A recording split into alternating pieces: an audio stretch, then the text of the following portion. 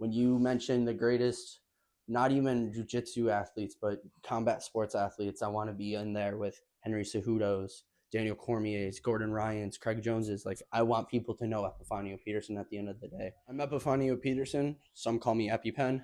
I train out of Academy 440 out in Lake County, Ohio, or Cleveland, Ohio. I'm a 3-stripe blue belt, and I'm very competitive.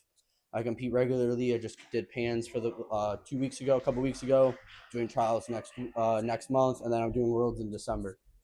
Nice, man. So you just got done competing at the Arena Halloween series. Sure. You had a tough match against Will. It did end up going to a draw. You had some really good moments. Can you just explain to me, your instant reaction?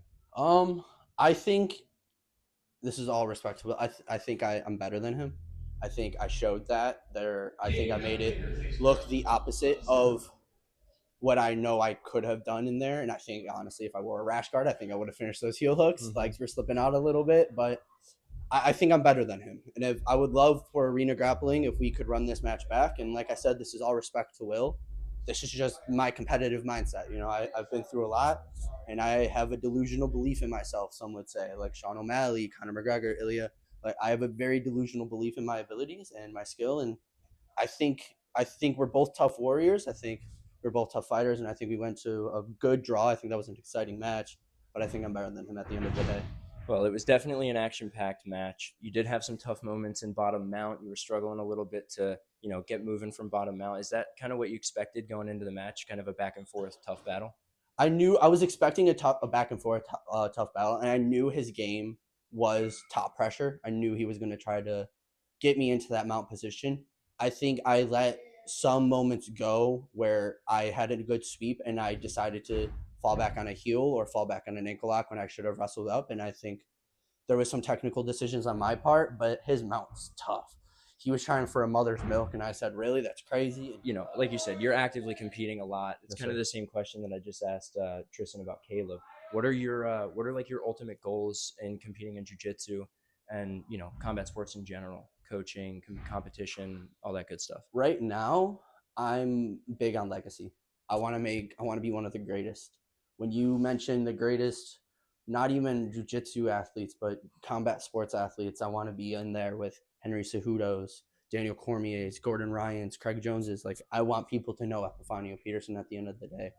I would love eventually into the future. I'm a very long-term thinker. So in the future, I would love to be able to coach and start teaching and eventually get to that point. But right now I'm just focused on making it to a purple belt and focused on trials, and I'm focused on worlds right now. That's awesome, man. And like you said, that delusional mindset of like that delusional in air quotes confidence really does get, a lot of people to the top levels of the sport. So, I commend you for that. That's a really good trait to have. You said long-term thinker. Mm-hmm. Is there any coaches, professors, role models that you look at in the highest levels of the sport that inspire you to get to that point? Yeah, like I definitely look to like John Danaher. I really love the way he breaks technique down. I actually recently took a Gordon Ryan seminar back in July that I really loved doing. I'm a big role model in the coaching space for me is my coach Brad Bakovitz. Sorry, Brad, if I said your last name wrong, forgive me. He just won Masters Worlds at Pans at Black Belt just a few weeks ago, and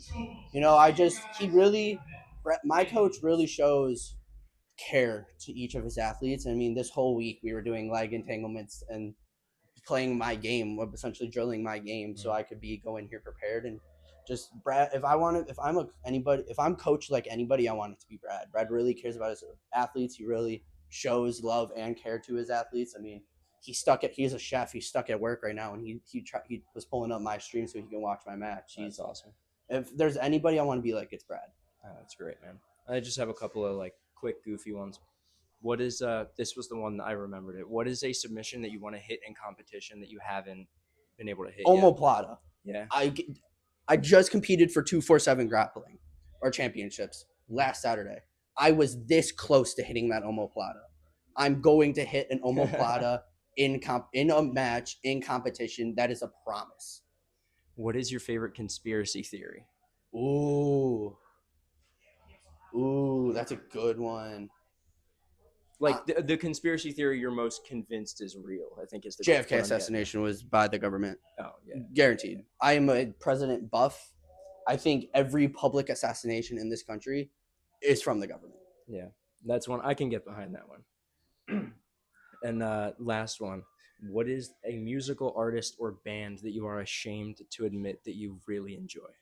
I don't know about ashamed, but dude, Taylor Swift's Red album, that that is banger. Like, we are never getting back together. 22. Like, I knew Taylor Swift, old Taylor Swift. I will emphasize, new Taylor Swift can't get behind. Old Taylor Swift, she rocks. Can't hate. I'm not ashamed of that. I'm with you on that one. Old Taylor Swift is definitely way better than what she's putting out right now. And then you saw the last one. Just give me a final message to your friends, family, fans. To my team, Academy 440. I mean, I hope I made you guys proud. I hope I didn't. I hope I showed what we're about at 440 to the best ability here. I mean, and just to the everyday person that's watching this, we'll get more into it later on in the long form interview. But Yeah, like, we'll have a part 2 of this interview coming out soon.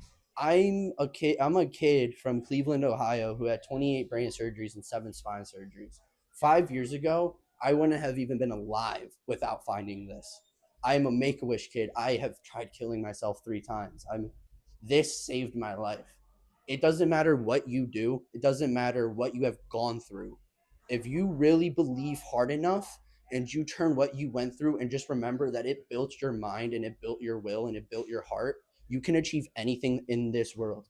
5 years ago, no one thought I would be doing this in a cage, grappling, going to war with another man for 15 minutes. But I'm standing here saying that I can. You can do anything you put your mind to in this world, and it's just about the people that are around you. But it's not even about that. It's about praising God, and because God is with you. And I would like to take this moment right here to say thank you, Jesus, for giving me this life, for building me and molding me to what I've become. Because it's not without Jesus that none of this is possible. So get in relationship with Jesus. Remember that no matter what you go through, you can turn it around. I've been through the depths of hell in my childhood, and I'm standing here right now on my own 2 feet, just finished a caged grappling match. Just remember that. It's beautiful, brother. Thank you very much.